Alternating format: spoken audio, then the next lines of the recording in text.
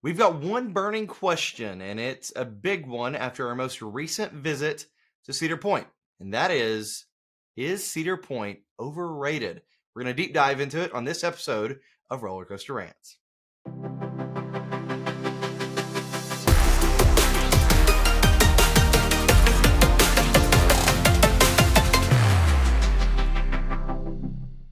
Welcome to this episode of Rollercoaster Rants. I'm Marcus.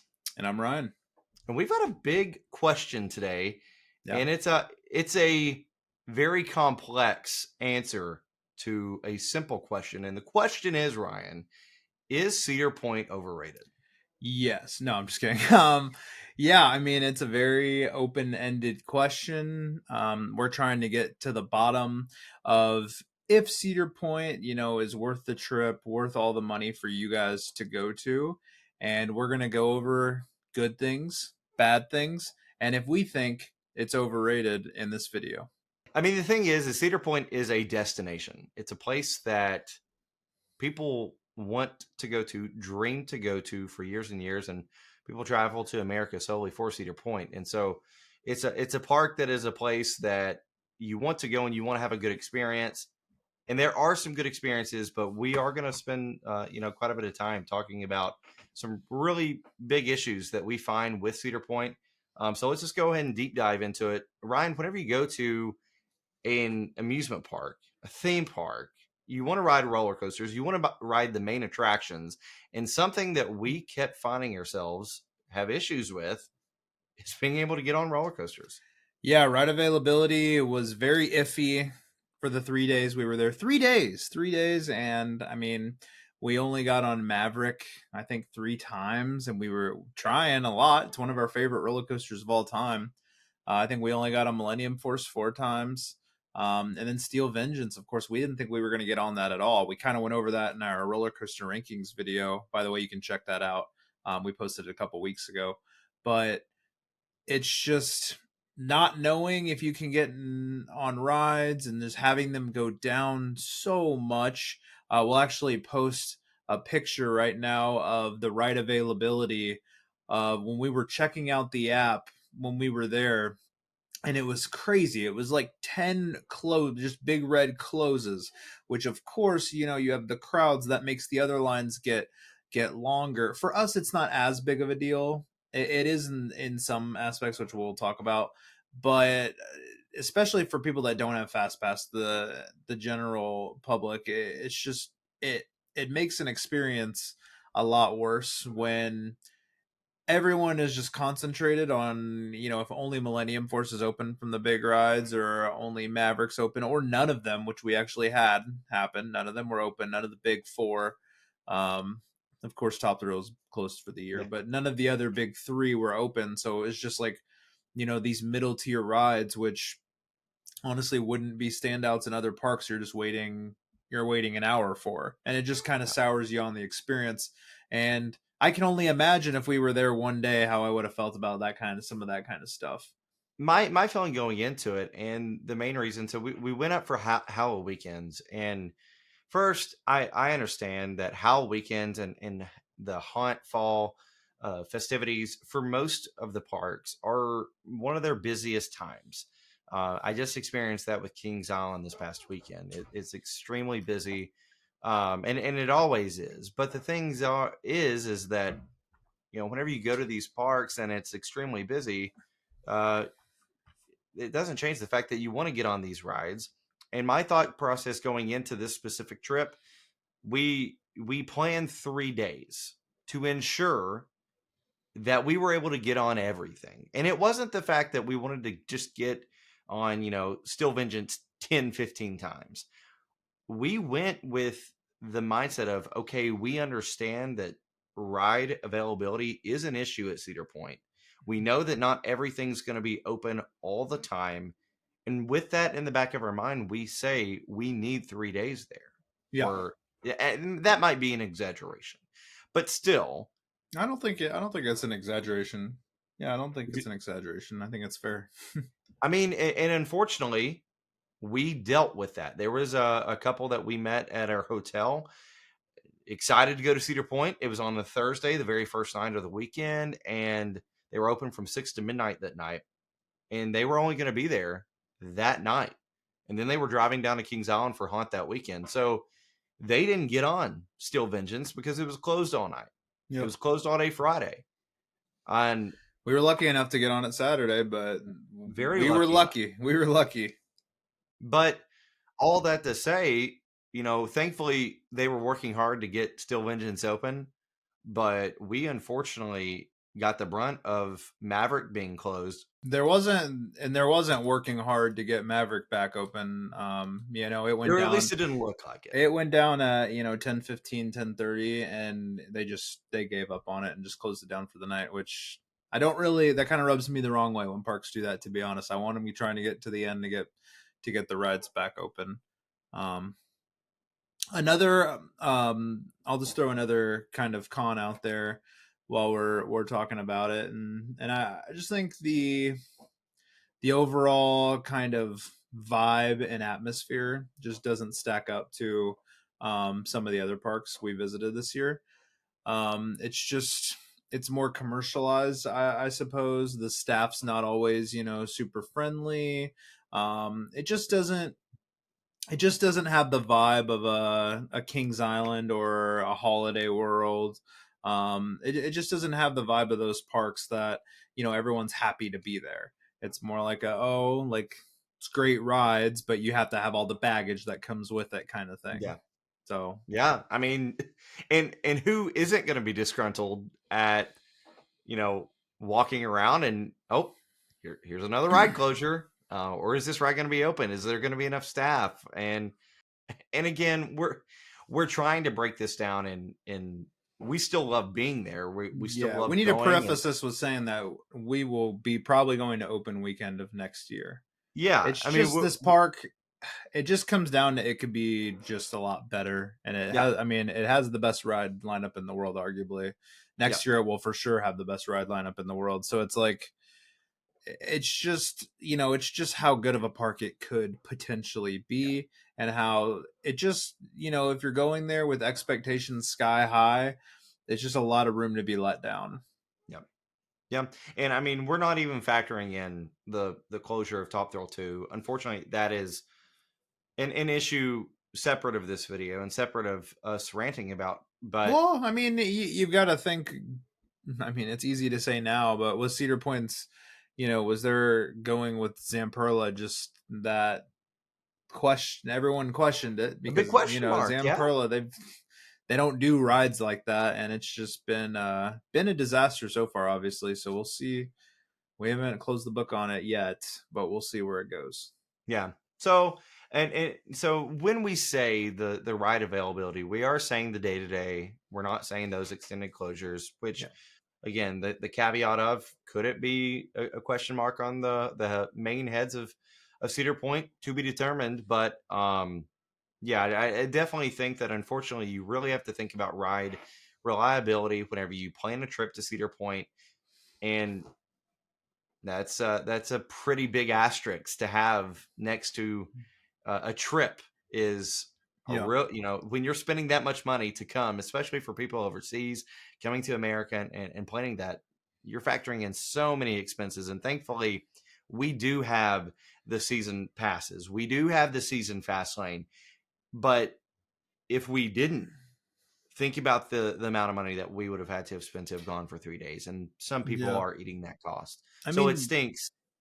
Even if you're going on a trip with it, and you even just block out, because you're probably going to block out 2 days. You need to. If you don't block out 2 days, you're really risking it. But even if you block out 2 days, there's a good chance you don't get on a ride you want to get on, or you don't get to ride it as much as you want to get on. We were there 3 days and got on Maverick 3 times. I mean, if that doesn't tell you, with Fastlane.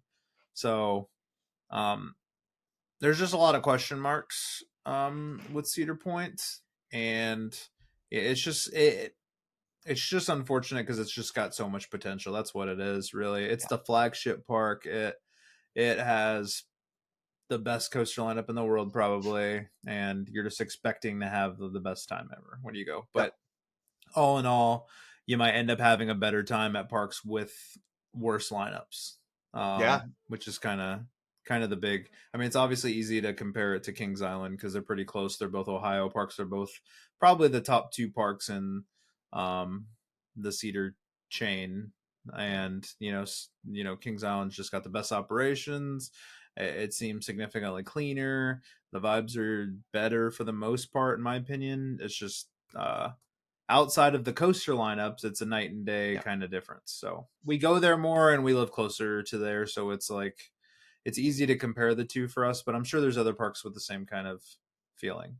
Yeah. Well, I mean, I'd be lying if I said that uh, this past weekend was my first time visiting Kings Island since our Cedar Point trip, and I looked over at my wife and I said, "It's good to be home," Yeah. because there is a difference. And you were I dealing with terrible lines too, and it just has a Yeah. better vibe and stuff. So So that's a pretty big con section. So we, obviously ranted there, but it's a very important one.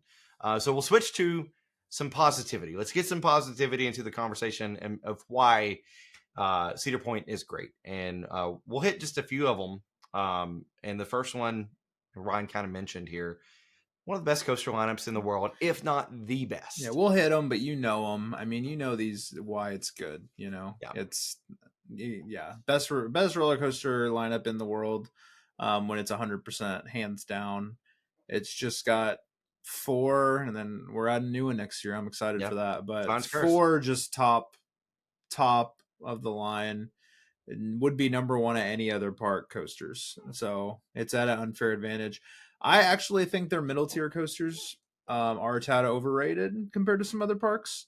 Like I think Hershey Park probably has a better middle tier. Magic Mountain probably has a better middle tier, but that top tier, that top tier coasters is just the best. So, um, huge pro of Cedar Point, and I mean that's why everyone goes Yeah. because again the little things they don't do necessarily great, so that's why people go for sure. Coasters are why you're there. I mean, they've got the most intense coasters in the world, and they've got just the top of the lineup is one of the best, if not the best. And I can see your point too, of those mid tier coasters not really being, A lot of uh, like you know, basic B&Ms. yeah. I personally love Magnum, but besides We, that, nothing really jumped out at me. And Gemini was fun, but it's a roller coaster from the 70s or 80s or whatever. So yeah. it's you're not expecting that to be a top six coaster at a park that has 18. So And it really was. I mean, yeah, for us, our fun experience and our opinions, we ranked it in our top five. So add Top Thrill 2 in, add Siren's Curse, of course, potentially could fall, but we really valued those, and just the B&Ms were kind of just forgettable. yeah, This past trip. I mean, regardless, 18 roller coasters and 19 if you count Pipe Scream at this juncture. So clearly a standout roller coaster collection. Several good flat rides as well. So you're going to have a good time whenever you get on the rides because they're going to be awesome. And you're also going to have amazing views on those rides. It's another yeah, pro for us. And man, we had some good experiences. What amusement park are you going to be able to sit rooftop dining? And be able to look at the beach. I'm sure that there are some other great views yeah. at amusement parks, but man, this one stands out. Yeah, I mean, just getting like being at the like a pier boardwalk amusement park, but at a giant resort with the best rides in the world is pretty crazy. And then just in general, just being on the lake on a peninsula, it just makes everything so picturesque and beautiful, and it definitely adds to the experience for sure. I mean, you're on the water. It's like you're at the ocean because I mean, it really feels like that. So you've got the good views and you've got different variety of offerings. Yeah, and they make it that's part of the making it a destination for sure, Yeah. to where you can go to Sandusky and you don't just have the park to do. If you want to take a day off from the park and do some other stuff, you definitely can. Which is good. And that's a great thing that you don't get at a lot of amusement parks that we like to go to. You get obviously at like the Florida, like the huge, non super quantity coaster parks like Disney, Universal, stuff like that. But at a park that's known for coasters, it's very rare. So Yeah. I respect that for sure. On to another con, and this one's going to be just one that we feel like just wasn't good. I mean, it kind of added to the vibe, and that was kind of a lack of staff and scare actors. I feel like we walked Yeah. back through the Halloween weekend section, and it was few I and far mean, between when we I mean, saw you can people. attest to that because you were just at. I mean, just comparing when you went to Kings Island this last weekend, was it? I will say, I actually had the thought that it felt like there were less scare actors at Kings Island this past weekend than there was a year ago. What about compared to Cedar Point? I still think that there was more Okay. than Cedar Point because I would actually turn a corner and still see some scare actors Yeah, at Kings it Island. wasn't much at Cedar But Point. there were times we would walk several hundred feet, if not more, nothing. Yeah. And so I just feel like Halloween weekends, we were there for Halloween weekends. So a lack of staff and scare actors was something that, if you're there for the haunted houses and stuff, we were not there for that. But if you are, that could potentially be an issue. It just felt a little empty at times, and you know, And maybe that was due to like a how many people that there were versus, especially on or Saturday night. Saturday night was crazy busy, yeah, but still, even on Thursday night and Friday night, it didn't feel like there were that many people there for scare actors. Anyway, yeah, I agree. flipping it back to a pro, we're going to talk about the food options. Food Yeah. options, there's a plethora. I mean, it seems like it's something that they've really worked on in the last, since we were there last, where there was more of them just having like chain restaurants in the park, and now they've got more like unique, um, only to Cedar Point options for food. And we didn't eat a bad meal on 3 days there, so I mean, um, we had Backbeat Barbecue, we had the Grand Pavilion front, twice, yeah, and Grand that was the Pavilion twice, one. and Frontier, and Really, the star was the Grand Pavilion, eating up on the rooftop, overlooking it with kind of food you don't really expect at a theme park. Like, they had like a steak, they had a shrimp option. I got lobster bisque, which is just not something you expect to get at a theme park. So, pretty happy as far as food options, and they've got a lot more. and now one more thing to kind of start wrapping up the video, and it's probably one of the bigger cons that we start off with a big con. We're going to finish with kind of a big con, and that is plain and simple lines, and Yeah, as well as the merge points. If you have fast lane, you'll know that, for example, at Kings Island, all of the fast lanes kind of go up to the station. That is not the case for fast lane at Cedar Point. There are merge points, and those merge points sometimes can be a 30-minute wait once you merge with the main line. So whether or not you have fast lane, if the park is busy, you're waiting. yeah, and it really goes hand in hand with the reliability too, because that's going to make operations slower if you have less trains and stuff like that, or if rides are going to be down, you're going to be either waiting in other lines more. But it's just something, especially if you're trying to go, like, you can't. It's just something you really can't go to the park and ride everything in one day without a fast pass because of the lines. Yeah. And it's not always the case of if it's just super crowded long lines. We've had problems with lines even when it wasn't that crowded before. And it's just kind of the a mix between the operations, among other things, and reliability just leads to pretty long lines on a lot of the major rides. If you were there from open to close whenever we went, and it would have been 11 to midnight, which is perfectly fine. And that's a long day. I mean, you're going to be worn Yeah. out 13 hours after spending that long at a park. If you had have gone and there had been an hour to 2 hour wait, the max of what you're getting on is going to be 10 to maybe 12 coasters. So you're not going to be getting on, you're not going to be rewriting everything. If your goal is to get there and to ride everything in one day and you don't have a fast lane, it's going to be really hard. But also, that's if everything goes perfectly. Yeah, and everything's What if open, you're you in know. line for an hour? Yeah, you're in line for an hour for Maverick and it goes down. Which, I mean, we were in line for like a half hour. We were in line for a half hour on Fast Pass, and then it went down. So The lines are long and you may or may not get on, even if you're next yeah, to hop onto the coaster. It could go down. And it did. My first time this year, I waited for Maverick on opening weekend, went down right as we were about to get into the station. Same thing, still Vengeance. That was our second ride of the day. Went down right as we were about to walk onto the station platform. After 4 hours of being in the park, we had been on 2 rides and we had Fastlane Plus. yeah. That's just a big, big issue. It's just kind of, you know, what leads us back to the question, and I'll have you answer it, and then I'll kind of give it an answer. Is Cedar Point overrated?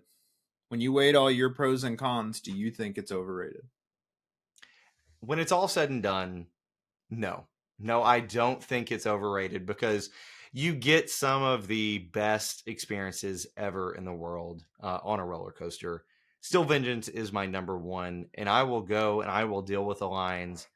I will deal with the madness of waiting to see whether or not it's going to be open every single day of the week. If that means that I will be riding my number one coaster in the world. So, all this to say, a lot of pros, a lot of cons. No, it is not overrated to me. I will be back ready for opening weekend of 2025. But the question is it overrated for you? Yes, I think it is Oh man. overrated. Although you get the best roller coasters and the best experiences there, the reliability is such an issue. And just comparing it to other parks that I've been to, and I haven't been to a ton of parks, we didn't have the best experiences there compared to other ones, even with the top elite coasters. Even if with your number one, you would Yeah, still say it's overrated. yeah, I can still love it and love a ride, and then just the overall experience be overrated. I only got to ride the roller coaster 1 out of 3 days, so True. True. I think it's a bit It's a big overrated. question. It's not way. I don't think it's way overrated or anything, and I love it, and I'll go back every single year, multiple times every year. But for what it could be, it falls flat in a lot of places to me. What could it be? And you know, what is it for you? You know, as you're watching, let us know. We understand that we've thrown a lot of cons here. We tried to bring some positives to the conversation as well, but at the end of the day, everyone's got their own different viewpoints. So please be sure to like this video, give us a subscribe if you aren't already, starting to trying to grow the community a little bit, and let us know whether or not you are uh, happy with Cedar Point and if it's overrated. Let us know your thoughts on it. And if you haven't, make sure to check out our entire Cedar Point roller coaster rankings.